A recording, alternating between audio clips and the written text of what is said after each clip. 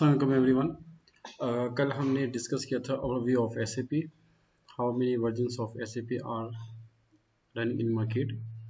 और उसके अलावा जो उसके जो मॉड्यूल्स थे एसएपी के, उस पर हमने कुछ डिस्कस किया। और जो एसएपी के लेवल्स थे, यूज़र लेवल, कंसल्टेंट लेवल और मैनेजमेंट लेवल, उसको हमने डिस्कस किया। ईआरपी सिस्टम को हमने कुछ डिस्कस किया। तो आज का जो हमारा टॉपिक है वो है एसएपी इम्प्लीमेंटेशन फेसेस। जब भी आप किसी भी ऑर्गेनाइजेशन में एसएपी को इम्प्लीमेंट करना हो, तो सबसे पहले हमें उस ऑर्गेनाइजेशन की कंप्लीट स्टडी करना पड़ती है कि ऑर्गेनाइजेशन कौन सी है, उस किस कैटेगरी की है, और उसके जो ऑपरेशंस है, बिजनेस है, वो किस टाइप के हैं, और उनके कितने डिपार्टमेंट्स हैं, उनकी कितनी मैन पावर है, उनकी कितनी एम्प्लॉयज़ हैं, और उनके प्रोडक्ट कहाँ कहाँ पे यूटिलाइज हो रही है, क्या उनके ऑपरेशन डोमेस्टिक में है या इंटरनेशनल लेवल में है या मल्टीनेशनल में है, और उनका कैपिटल कितना है, और कंपनी का साइज़ कितना है। ये तमाम चीज़ों को स्टडी करने के बाद आप एक अच्छा सा प्रोजेक्ट प्लान ड्राफ्ट करते हैं। प्रोजेक्ट प्लान में होता है ये कि जैसे कि मैंने कल आपसे कहा था कि एस4हाना भी है, B1 भी है, अरीबा भी है, सिग्नेवियो भी है, और जॉल भी है, सक्सेस फैक्टर भी है। डिफरेंट एसएपी के वर्जन्स होते हैं, सॉफ्टवेयर हैं। तो पहला जो फेस है, आपने क्या काम करना है, you have to prepare project and planning report. उसमें होता है कि आप एक आपने पहले एक कंपनी की कंप्लीट स्टडी रिपोर्ट तैयार की, कंपनी को आपने स्टडी किया। फिर आप कंपनी को, अपने क्लाइंट को, जो कंपनी जिसमें आपने एसएपी को इम्प्लीमेंट करना हो, उसको आप क्लाइंट कहते हैं। आप क्लाइंट को जो है रेकमेंड करते हैं कि according to our assessment, our study, we recommend to SAP, S4HANA, P1, Signavio, जो भी आप समझते हैं कि कंपनी के लिए बेस्ट है, आप उसको वो रेकमेंड करते हैं। अब यहाँ पे एक इम्पॉर्टेंट पॉइंट आप सब ने अंडरस्टैंड करना है, वो ये है लाइसेंस की। तो लाइसेंस का आपको थोड़ा सा बता दें। लाइसेंस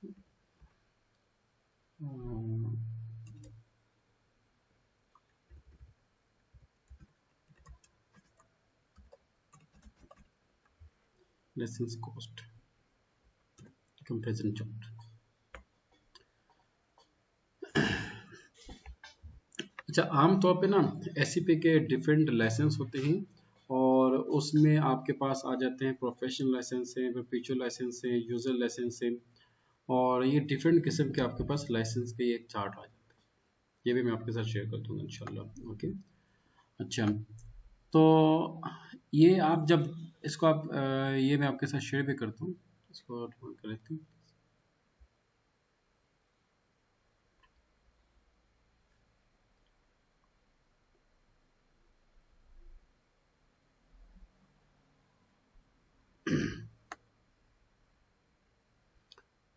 अच्छा, अब ये देखें, ये आपके पास है। हाँ, ये कैसे होगा,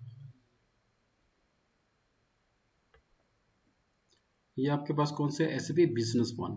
और बिजनेस वन में मैंने जैसे कि कल आपसे कहा था कि उसके डिफरेंट मॉड्यूल से एडमिनिस्ट्रेशन है, फाइनेंशियल अकाउंटिंग है। ये देखिए, ये मॉड्यूल लिखा हुआ आ रहा है, और मॉड्यूल क्या है, इसमें एडमिनिस्ट्रेशन है। एडमिनिस्ट्रेशन में फंक्शनलिटी क्या आपकी, create new company, starter package, starter user package, ये आपको फुल लेना पड़ेगा। उसके बाद प्रोफेशनल लाइसेंस आता है, ये यूजर लाइसेंस हो गया। ओके, ये आपका स्टार्टर यूजर लाइसेंस है, प्रोफेशनल लाइसेंस है, लिमिटेड CRM लाइसेंस है। उसके बाद लॉजिस्टिक है, फाइनेंशियल है, मोबाइल यूजर सेल्स है, और सर्विसेज। ये इस तरह के आपके पास डिफरेंट मॉड्यूल्स के हिसाब से डिफरेंट आपके पास वो आते हैं, लाइसेंस आते हैं। तो अब ये देखें कि आपके पास जितने भी मॉड्यूल्स हैं, हर मॉड्यूल के लिए आपने अलग अलग लाइसेंस को परचेज करना पड़ता है। और ये देखें कि एडमिनिस्ट्रेशन में आपने किन किन चीज़ों को कॉन्फ़िगर करना है, फिर फाइनेंशियल में किन किन चीज़ों को कॉन्फ़िगर करना है।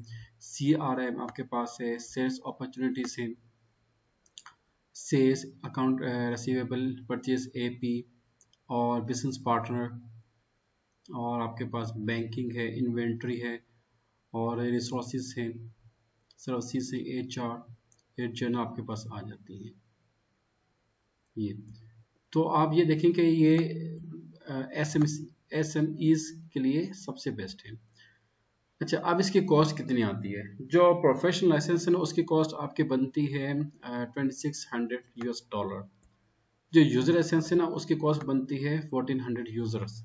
अच्छा, आप फॉर एग्जांपल होता क्या है कि आप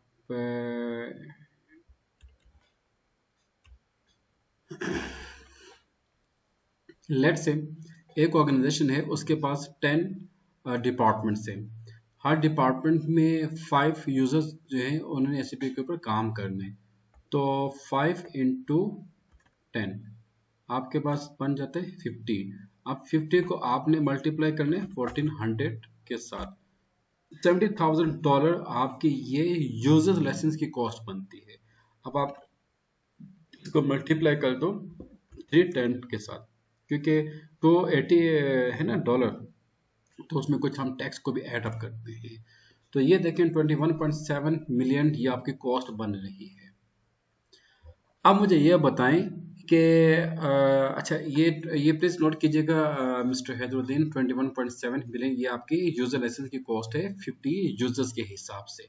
अच्छा, अब इसमें हम ऐड करते हैं इसमें हम ऐड करते हैं 1 नंबर के 5 है ना, तो हमें तकरीबन लेने पड़ेंगे 50 में 5 लेने पड़ेंगे। 5 इंटू 26, सॉरी ये गलत हो गया,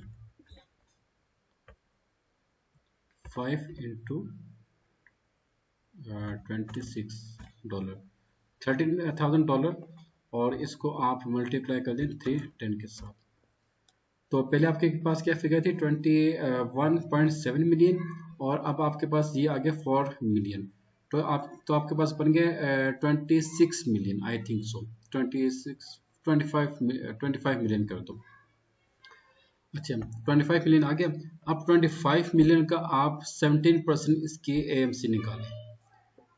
कितनी बनती है? अकाउंट फाइनेंस वाले जरा बताएं प्लीज। 17% ऑफ 25 मिलियन ये बन जाती है, अल्लाह आपका भला करे, तकरीबन 3.2 मिलियन इंटू 25 मिलियन, गलत हो गया सर 4.25 मिलियन। और थैंक यू सो मच। 17 और इंटू 25 मिलियन, 4.2 मिलियन। अब इसको आपने ऐड करने 25 मिलियन में,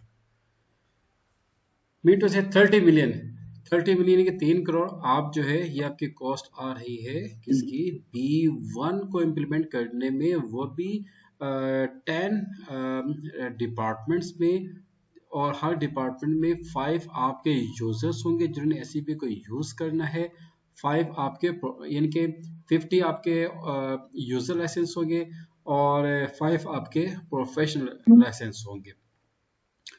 तो ये आपके तकरीबन 30 मिलियन के करीब आपकी कॉस्ट बन जाती है। अब हम आते हैं server cost. Server cost, server में आमतौर पे क्या होता है कि जो क्लाउड है ना ये चल रहा है तकरीबन आप ये समझें कि पर यूज़र पर आवर, ये आप इसको अगर हिसाब लगाएं तकरीबन $30 पर आवर, और ये पर आवर हम लेते हैं तकरीबन कितना नहीं 10 ले लेते हैं, और इसको आप मल्टीप्लाई करें 50 के साथ। अब इसको आपने मल्टीप्लाई करें 310 के साथ, ये लीजिए 4.650 मिलियन ये आपकी कॉस्ट आ जाती है। उसकी क्या उसे कहते हैं, सर्वर कॉस्ट आ जाती है। अब इसको अगर आप मल्टीप्लाई करते हैं 25 के साथ, गलत हो गया, कितनी थी 4.6 4.650 इंटू 25, ये कितनी बन रही है? 11,62,65,50,000। अच्छा, ये सबसे जो लेटेस्ट आपका क्लाउड सर्वर है ना, उसके कॉस्ट आ रही है 50 यूजर्स की। अब इसमें क्या होता है कि एससीपी का जो अपना सर्वर है, अगर आप उसको बाय करते हैं ना, तो आपको इसमें तकरीबन 60% कंसेशन मिल जाते हैं। इसका आप अगर 60% कंसेशन करें, 60%, तो ये माइनस करें आप इसको 11625000। तो ये आपकी कॉस्ट आ जाती है, सर्वर कॉस्ट आपकी पर मंथ कॉस्ट बन जाती है 46 मिलियन। तो आप ये देखिए, ये आपका कम से कम 10 करोड़ का एक प्रोजेक्ट जा रहा होता है एससीपी का। अच्छा, अब आपने ये भी देखना है कि भाई कंपनी का बजट कितना है। देखिए, आप सब माशा से यहाँ पे फाइनेंस ऑफिसर्स हैं, आप सबसे मेरा एक सवाल है। मुझे ये बताएं कि एक कंपनी जो है अपनी एससीपी को मेंटेन करने के लिए वन टाइम उसकी कॉस्ट आ जाती है 30 मिलियन, और बाकी जो ये जो सर्वर कॉस्ट है ये उसकी मतलब बन जाती है, इसको आप मल्टीप्लाई करें 12 के साथ, 58 558 मिलियन। अगर ये 5 साल के ऊपर जाती ना, तो कंपनी भी इसको काफ़ी कंसेशन दे देती है, क्योंकि ये डिपेंड करता है कि भाई आपके जितने यूजर, वो कहते हैं कि नंबर ऑफ यूनिट्स ज़्यादा, अगर आपके नंबर ऑफ यूनिट्स ज़्यादा हो तो आपकी कॉस्ट प्राइस क्या होती है, सेल प्राइस क्या होती है, कम हो जाती है। ये एक फॉर्मूला है ना, मतलब कि जब भी आप कोई चीज़ सेल करते हैं, परचेस करते हैं, वॉइस। जी सर, एग्जैक्टली। अच्छा, तो अब ये क्लाइंट के ऊपर डिपेंड करता है कि वो जितने उसके यूजर्स होंगे, जितना वो टाइम के लिए सर्वर को एक्वायर करेगा, उसकी कॉस्ट जो है वो कम से कम होती जाएगी। इन शॉर्ट, कि ये समझे कि कम से कम हर साल कंपनी को जो है 150 मिलियन, यानी कि 15 करोड़ जो है कंपनी को पे करना पड़ता है एससीपी को ऑपरेट करने के लिए। अब 15 करोड़ जो है ये आपने अपनी कॉस्ट से भी उसको एडजस्ट करना है, जो आपकी प्रोडक्ट कॉस्ट है उससे आपने एडजस्ट करना होता है, राइट। जो आपकी सीजीएस है ना, आप मास्टर से आपने उसको परफॉर्म किया, सीजीएस आपकी आती है, फिर उसके बाद ऑपरेटिंग एक्सपेंस है या नॉन ऑपरेटिंग एक्सपेंस है, उसके एडजस्टमेंट करने के बाद फिर आपका नेट प्रॉफिट आता है। तो आपने क्या काम करना है, ये जो कॉस्ट है ना एससीपी की, ये भी आप उसको एडजस्ट कर रहे होते हैं। अब बहुत से ऑर्गेनाइजेशन क्या करते हैं, इसको ऑपरेटिंग एक्सपेंस पे लेके आते हैं, कुछ ऑर्गेनाइजेशन को इनडायरेक्ट एक्सपेंस में लेके आते हैं, कुछ ऑर्गेनाइजेशन को जो है वो डायरेक्ट एक्सपेंस में लेके आती हैं, राइट। अब ये अलग कहानी है कि भाई ऑपरेटिंग एक्सपेंस में डालने से क्या होता है, इनडायरेक्ट एक्सपेंस में डालने से क्या होता है, या डायरेक्ट एक्सपेंस में डालने से क्या होता है, ये एक अलग सी कहानी जो कि हम लेटर उसको डिस्कस करेंगे। अच्छा, ये तो था एक आपका B1 का। अगर आप S/4HANA के ऊपर आते हैं ना, तो S/4HANA जो है,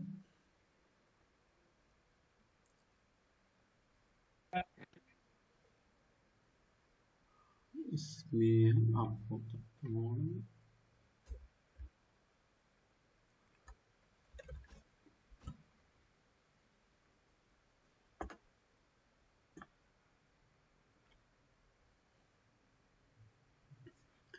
अच्छा, आम तौर पर इनकी जो लाइसेंस कॉस्ट है वो सेम ही रहती है।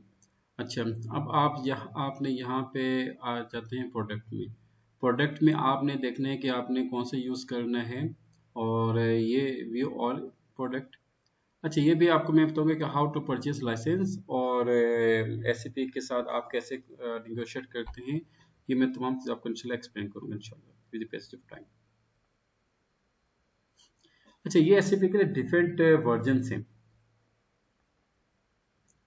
एडवांस फाइनेंशियल क्लोजिंग, और ये जितने भी इंडस्ट्रीज जो हैं उनके रिक्वायरमेंट के मुताबिक एसएपी उनको एक सूट प्रोवाइड करता है। एस फोर हाना का जैसे मैंने आपसे कहते हैं कि S S stand for suit, for stand for fourth generation. तो यहाँ पे आप जो है, आप किसी आपका अपना जो है एस फोर हाना का है, तो यहाँ पे आप देखिएगा एस फोर हाना, ये तो B1 का आगे ट्राई एंड बाय।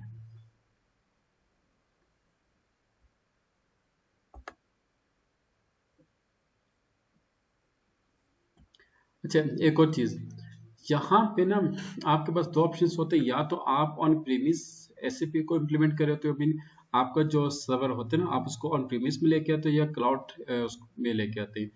अभी जो 2025 में एसएपी ने ये काम किया, जो डिप्लॉयमेंट है ना वो कंप्लीट एसएपी ने अपने कंट्रोल में कर दिए। उससे पहले होता था कि आपने एसएपी से लाइसेंस ले लिया, आपने एसएपी आपने एसएपी का लाइसेंस परचेज करके जो कंसर्न सॉफ्टवेयर है उसकी एक्सेस आपने ले ली और आप खुद उसको इंडस्ट्री में उसकी डिप्लॉयमेंट करते थे।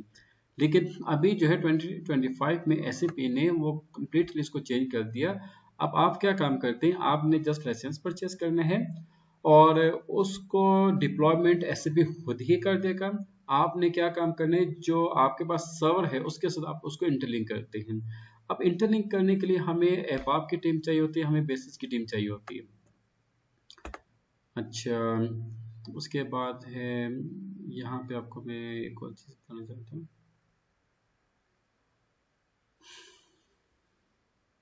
बिजनेस सूट भी है S/4HANA इसमें।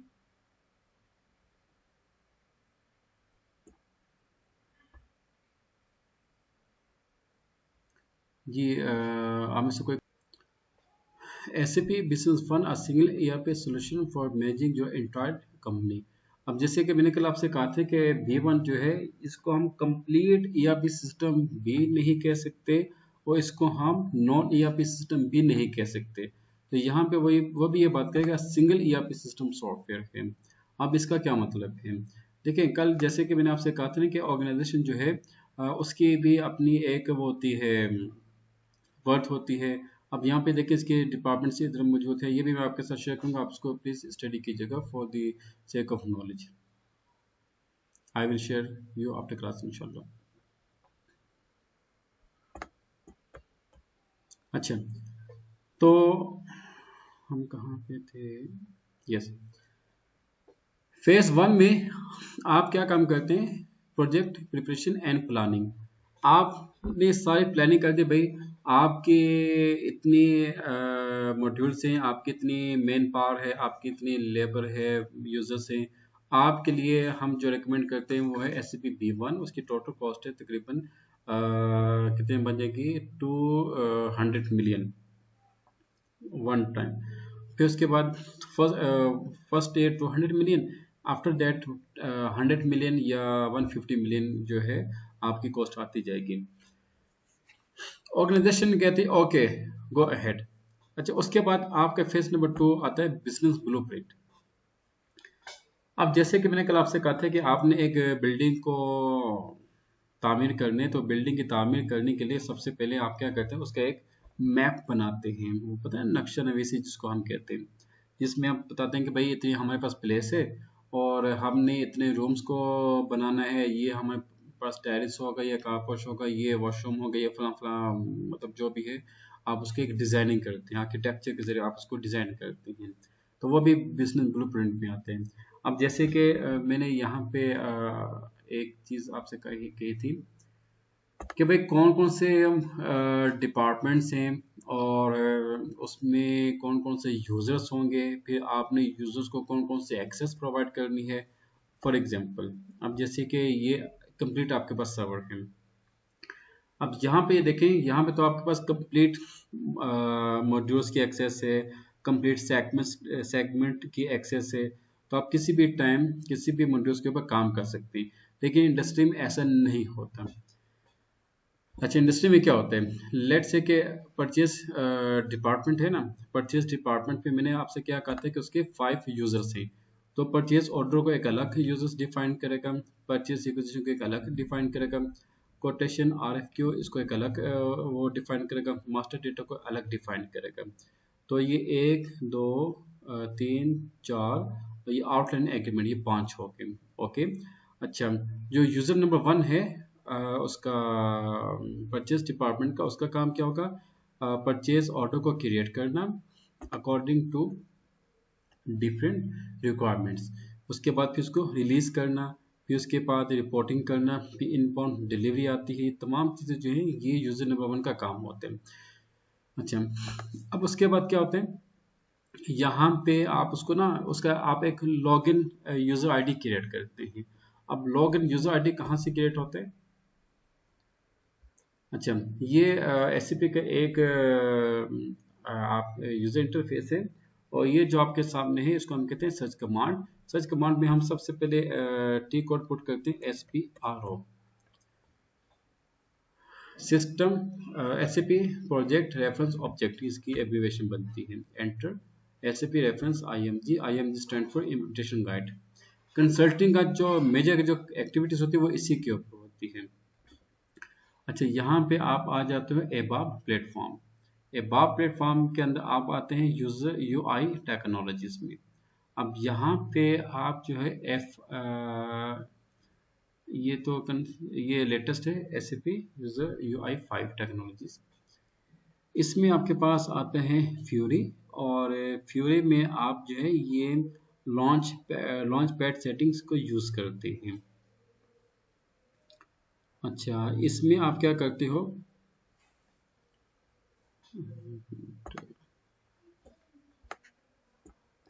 तो ये नीचे सेटअप आ गया, ये नीचे आपके पास सेटअप आ गया, और इसमें आपने ये वन क्लाइंट गेटवे सेटअप है टास्क लिस्ट। अच्छा, यहाँ पे आप एक नई टास्क लिस्ट को क्रिएट करते हैं।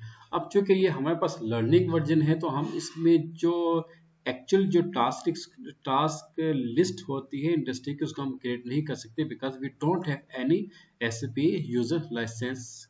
ओके, चल, तो यहाँ पे जब न्यू एंट्री में आप आते हैं ना, उसमें क्या होता है, आप कंसर्न एम्प्लॉय या यूजर का एक लॉगिन आईडी क्रिएट करते हैं, फिर उसका पासवर्ड को क्रिएट किया जाता है, एंड देन आप उसकी ये जो फॉलोइंग ट्रांजेक्शन कोड्स हैं ये तमाम आप इसको असाइन करते हैं कंसर्न यूजर्स को।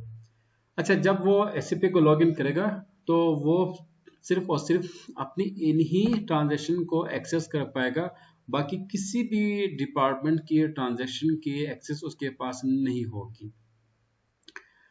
अच्छा, अब हम आते हैं user number 2 in purchase department. उसको आपने कर दिया परचेज रिक्विजिशन असाइन कर दी, तो ये जितनी भी उसके कंपोनेंट्स हैं, तमाम कंपोनेंट्स के ऊपर उसकी कमांड होगी, वो इन्हीं के ऊपर एक्टिविटीज परफॉर्म करेगा, ये तमाम। तो आप में से अगर किसी ने SAP को यूज किया हुआ है तो आपको मालूम होगा कि इंडस्ट्रीज में भी क्या होता है कि लेफ्ट हैंड साइड पे जस्ट लाइक दिस आपका इसी तरह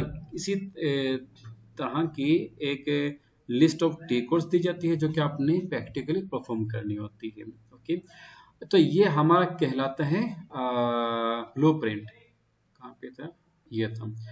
यानी कि ब्लूप्रिंट में आप ये बताते हैं कि भाई कितने मॉड्यूल्स हैं, उन मॉड्यूल्स में कितने डिपार्टमेंट्स हैं, कितने डिपार्टमेंट्स को हमने कितने मॉड्यूल्स ऑफर करने हैं, हर डिपार्टमेंट्स में कितने यूजर्स होंगे, फिर उनको आपने कितने लॉगिन आईडीज क्रिएट करके देने हैं। ओके, वो आपका कहाँ पे आएगा, ब्लूप्रिंट में आ जाते हैं। Phase number 3, realisation implementation. इसमें ये होता है कि आप जो है आपने लाइसेंस परचेज किया, आपने यूजर्स को असाइन कर दिया, आप उनको प्रैक्टिकली इम्प्लीमेंटेशन स्टार्ट कर देते हैं। अच्छा, उसमें क्या होता है कि फॉर एग्जांपल कि आपने कंपनी का डेटा ऐड कर दिया। फॉर एग्जांपल ये एक्सप्लेन करता हूँ आपको। अच्छा, यहाँ तक क्लियर प्लीज वॉइस, ये बताएं। So much. फेज नंबर 3 में थे, उसमें यहाँ पे आप आ जाए, वो आपका स्टार्ट होगा, ये है एंटरप्राइज स्ट्रक्चर। यहाँ से एंटरप्राइज स्ट्रक्चर में क्या होता है कि आप कंपनी की कंप्लीट इंफॉर्मेशन, अच्छा कंपनी के जरिए मैं क्लाइंट वर्ड यूज करूंगा। ओके, जैसे कि डिफाइन कंपनी, यहाँ पे आप न्यू कोड को एंटर करते हैं। मुझे एक बात बताएं, कोई ऐसा बैंक आपने देखा है जिसका कोई ब्रांच कोड ना हो? सबका होता है, सबका होता है ना, कोई मतलब ऐसा बैंक नहीं जिसका ब्रांच कोड ना हो ना। तो इसी तरीके से जहां जहां जिस जिस ऑर्गेनाइजेशन में आपने एससीपी को इम्प्लीमेंट करना हो, तो एससीपी की पहली रिक्वायरमेंट ये है कि आपने उस कंपनी का एक कोड को डिफाइन करना है, जो कि वो कोड आपका एससीपी का जो मेन सर्वर है जर्मनी में, उसके से इंटरलिंक किया जाता है। ओके, जैसे कि तमाम बैंक जो है ना पाकिस्तान में जितने भी बैंक्स हैं, उन तमाम बैंक्स को इंटरलिंक किसके साथ किया जाता है? स्टेट बैंक ऑफ पाकिस्तान के साथ। इसी तरीके से दुनिया भर की जितनी भी ऑर्गेनाइजेशन हैं, इन सब का जो कोड है वो एससीपी का जो मेन सर्वर है जर्मनी में, उसके साथ इंटरलिंक किया जाते हैं, राइट। तो इस फेज को हम कहते हैं रियलाइजेशन फेज, ये जिसमें आप जो है कंपनी का कंप्लीट डेटा जो है उसको इम्प्लीमेंट कर रहे होते हैं। अच्छा, नेक्स्ट है इंटीग्रेशन टेस्ट। इंटीग्रेशन टेस्ट में ये होता है कि अब जैसे कि कल हमारा एक टॉपिक था, कल था या परसों था, आई थिंक परसों था, कब था मुझे भी नहीं मालूम। अच्छा, उसमें क्या होता है, फॉर एग्जांपल के ये हमारे पास एक ट्रांजैक्शन, इन्वेंट्री डिपार्टमेंट ने गुड रिसीव्ड नोट डिफाइन किया, और ये देखें ये स्टोर डिपार्टमेंट है, स्टोर डिपार्टमेंट ने गुड रिसीव्ड नोट जो है उसको ड्राफ्ट किया।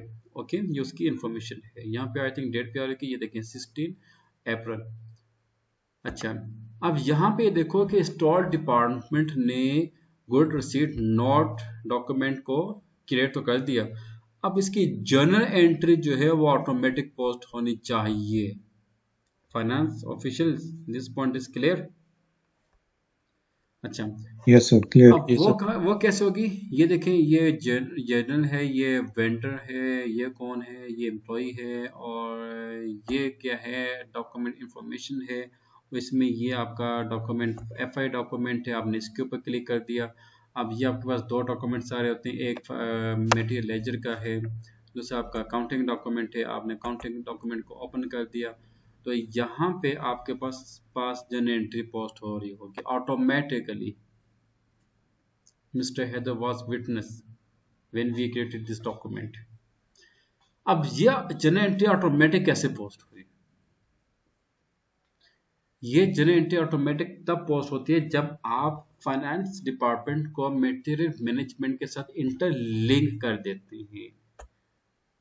अच्छा, ये ऑटोमेटिकली जी, तो हमने कोई जर्नल एंट्री पोस्ट नहीं की थी, हमने क्या, स्टोर डिपार्टमेंट ने जस्ट गुड रिसीव्ड नोट को क्रिएट किया था, उसकी जर्नल एंट्री जो है ऑटोमेटिक पोस्ट की। अब फाइनेंस डिपार्टमेंट जो है वो यहाँ पे उसकी सुपरविजन कर रहा होता है कि भाई क्या गुड रिसीट जो स्टोर डिपार्टमेंट ने गुड रिसीट नोट क्रिएट किया, क्या उसकी एंट्री एक्यूरेट पोस्ट हुई है या नहीं पोस्ट हुई। तो ये देखें, जब आप इन्वेंटरी रिसीव करते हैं तो उसमें इन्वेंटरी रिसीव आपकी डेबिट हो जाती है, और IRGR अकाउंट के लिए ये आपकी क्रेडिट हो जाती है। ओके, ये आपकी एक्यूरेट एंट्री पोस्ट होगी। ये जो ट्रांजैक्शन पोस्ट होती है ऑटोमेटिकली, इसको हम कहते हैं इंटीग्रेशन। कहाँ पे है ये इंटीग्रेशन? अब इंटीग्रेशन आपकी FI टू MM भी हो सकती है, आपकी FI टू SD भी हो सकती है, आपकी FI टू PP भी हो सकती है, PM भी हो सकती है, HR भी हो सकती है। डिफरेंट डिपार्टमेंट के साथ आपकी इंटीग्रेशन को ना लाजमी होते हैं। जैसे कि मैंने कल आपसे ये कहा था कि यहाँ पे अगर आप देखें, ये जो ERP सिस्टम किधर है भाई, ये जो ERP सिस्टम है, मैंने कल आपसे एक सवाल ये पूछा था, क्या ऐसा कोई डिपार्टमेंट है जो फाइनेंस की सुपरविजन या परमिशन के बिना ट्रांजैक्शन कर सकते हो? You are said no.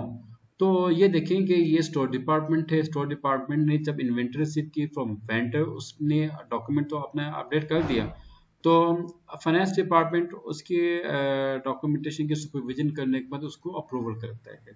Okay, अच्छा, उसके बाद क्या होता है, कि एक वो बनती है, इनवॉइस बनती है, वेंडर इनवॉइस बनती है, वेंडर इनवॉइस के बाद फिर पेमेंट की जाती है।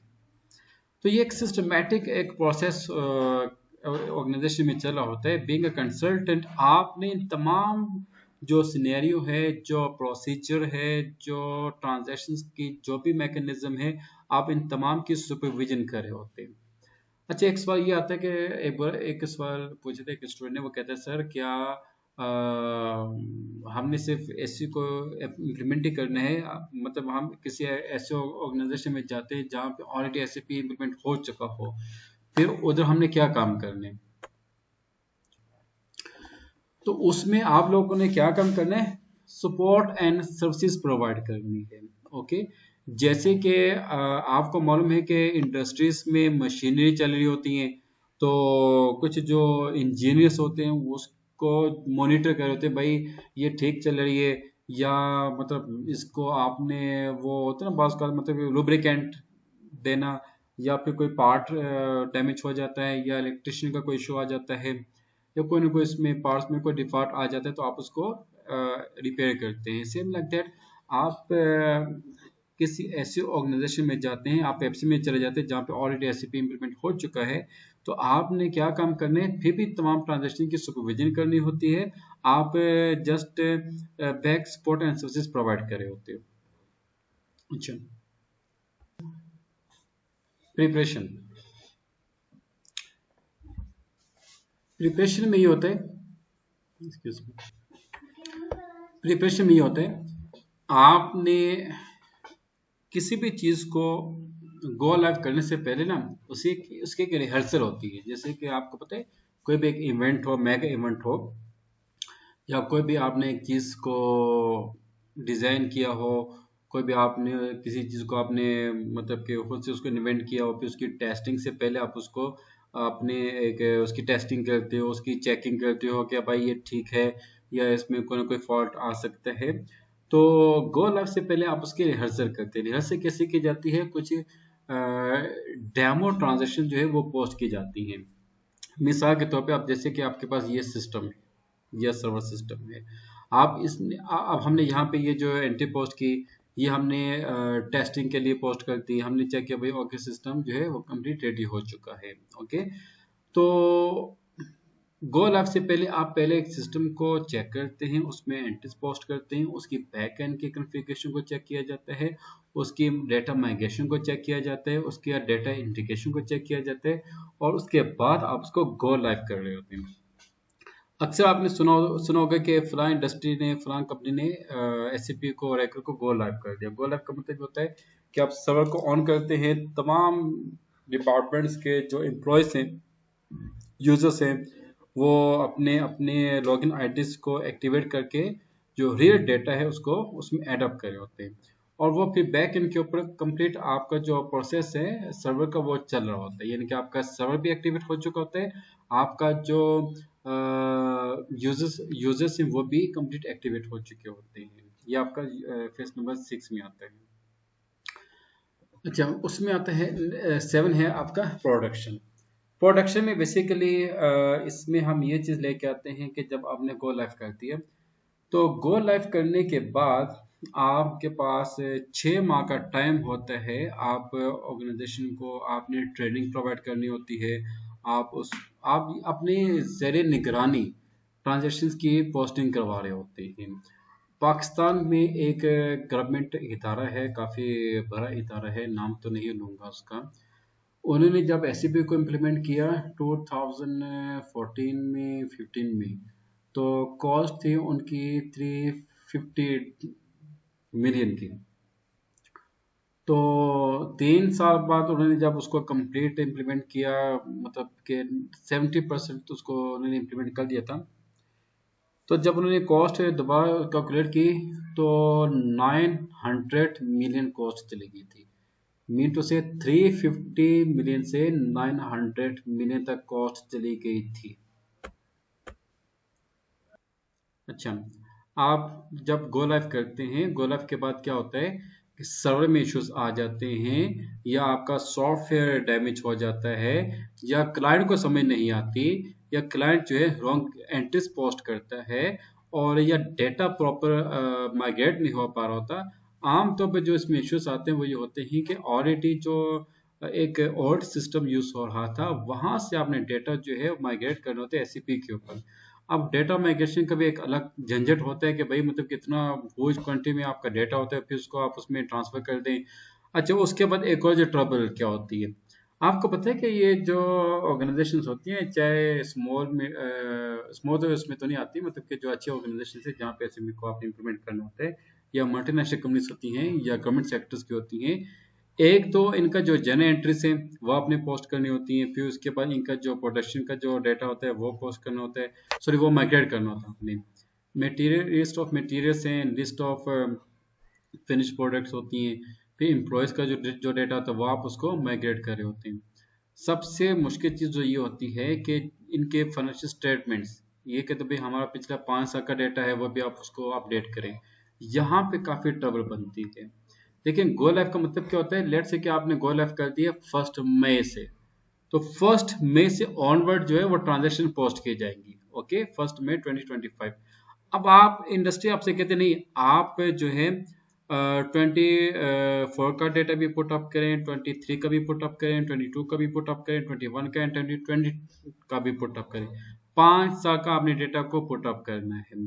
अब 5 साल का जब डेटा आपने पुट अप करना है, तो आपको पता है कि 5 साल के जो फाइनेंशियल स्टेटमेंट्स हैं वो भी आपके एक्यूरेट आनी चाहिए। तो आप जैसे बात है भाई, आपने एससीपी को इम्प्लीमेंट तो कर दिया, आपने कोलैब भी कर दिया, अब 5 साल के जो फाइनेंशियल स्टेटमेंट्स हैं, जो ऑडिटेड फाइनेंशियल स्टेटमेंट्स हैं, कंप्लीट 100% वही चीजें जो है आपने को प्रोड्यूस करके देनी होती है। ये पॉइंट क्लियर हुआ, यस और no? Yes sir. Yes sir. आपने अभी 2025 चले ना, आपने 2025 में एससीपी को आपने इम्प्लीमेंट करके दे यस दिया, तो भाई वो कहते नहीं पिछले का भी जी डेटा उसमें पुट अप करें।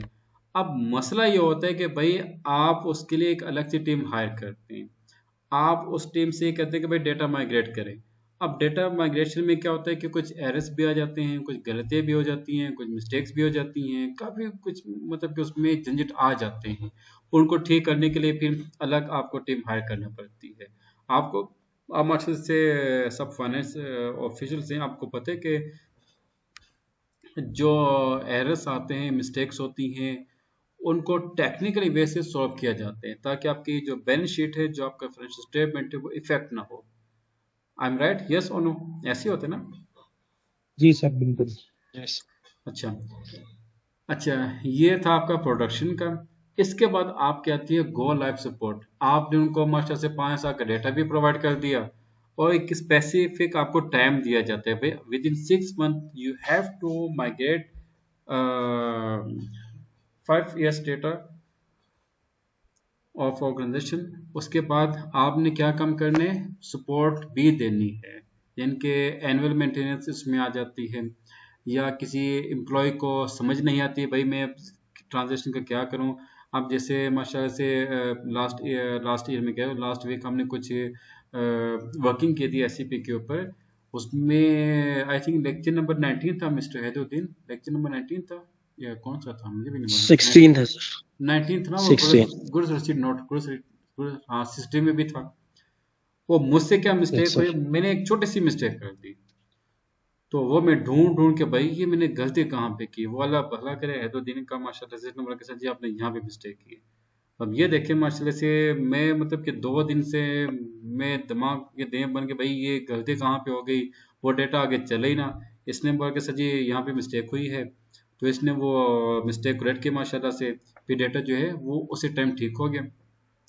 लेक्चर नंबर 19 में भी मतलब कि हमने कोई रिसीट नोट क्रिएट करना था, उसमें काफ़ी इश्यूज आ गए थे, वो भी हमने ठीक किए। अब यहाँ पे ये देखें कि कितना बड़ा एक इश्यूज आते हैं ना, मतलब कि जब आप एससीपी को इम्प्लीमेंट कर रहे हो, डेटा की माइग्रेशन आती है, डेटा की रिकॉर्डिंग आती है, डेटा की एंट्री आती है, फिर डेटा की रिपोर्टिंग आती है, कस्टमाइज रिपोर्टिंग आती है। तो ये तमाम चीज़ें जो हैं ये सिर्फ और सिर्फ कौन कर सकता है, एससीपी कंसल्टेंट ही कर सकता है। और इसी ट्रेनिंग में हमने तमाम जितने भी इंडस्ट्री के जो भी मसले मसाइल हैं वो इंशाल्लाह इसमें हम डिस्कस करेंगे इंशाल्लाह। ओके, आज का जो लेक्चर का लुबे लुबाब यही था कि जो कंसल्टेंट होते हैं उनकी जिम्मेदारियाँ क्या होती हैं, उन्होंने कैसा अपना दिमाग की दही बनानी होती है इंडस्ट्री में, और क्लाइंट कैसे कैसे उनके पल्ले पड़ते हैं, तो इंडस्ट्री में कैसे कैसे अजीब नमूने आपको मिलते हैं। तो आपने सब्र से, तहम्मुल से, टेक्निकल वे से हर चीज़ को एडजस्ट करना होता है।